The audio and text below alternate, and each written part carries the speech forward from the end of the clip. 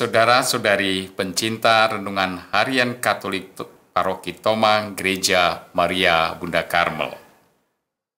Hampir setengah tahun yang lalu, dan mungkin juga masih ada efeknya sampai hari ini, pemerintah dan DPR mensahkan Undang-Undang Sapu Jagat atau dikenal dengan Omnibus Law.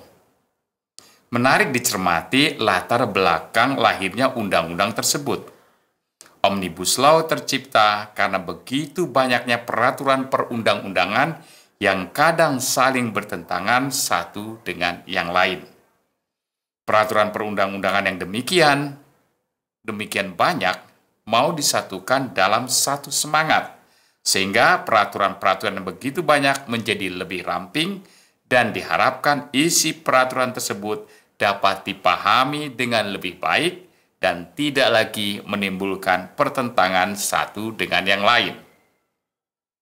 Situasi banyaknya aturan yang begitu rumit dalam pelaksanaannya juga dialami oleh bangsa Israel.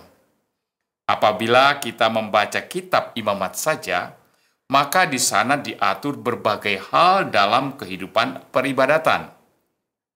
Belum lagi tambahan-tambahan peraturan yang muncul atas tafsir suatu peraturan yang sudah ada. Diperkirakan ada sekitar 613 peraturan yang dikenal sebagai mitzvot atau perintah Allah dalam kumpulan hukum Taurat. Tidak bisa dibayangkan bagaimana peraturan yang begitu banyak jumlahnya dapat dikenal dan dihidupi oleh bangsa Israel. Jumlah yang bisa membawa orang-orang dalam kebingungan dan kehilangan arah. Tidak mengherankan meskipun dalam Injil hari ini dikatakan bahwa seorang ahli Taurat mencoba Yesus dengan bertanya, apakah hukum yang utama dari hukum-hukum Taurat? Pertanyaan yang diajukan jelas sekali untuk mengetahui apa sebenarnya tulang utama, semangat utama atau benang utama yang menjalin peraturan yang banyak tersebut. Yesus dengan pasti menjawab, "Kasihilah Tuhan Allahmu dengan segenap hatimu, dengan segenap jiwamu, dan dengan segenap akal budimu." Itulah perintah yang terutama dan yang pertama. Perintah kedua yang sama dengan itu ialah, "Kasihilah sesamamu manusia seperti dirimu sendiri." Pada kedua perintah ini tergantung seluruh hukum Taurat dan kitab para nabi. Saudara-saudaraku yang terkasih, kata-kata Yesus inilah dalam bahasa sekarang adalah Omnibus Law, kehidupan sebagai pengikut Yesus.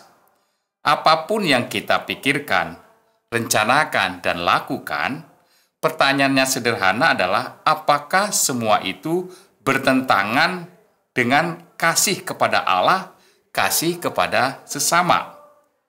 Jika apa yang kita lakukan menyakiti sesama, maka tentu apa yang dilakukan itu tidaklah tepat.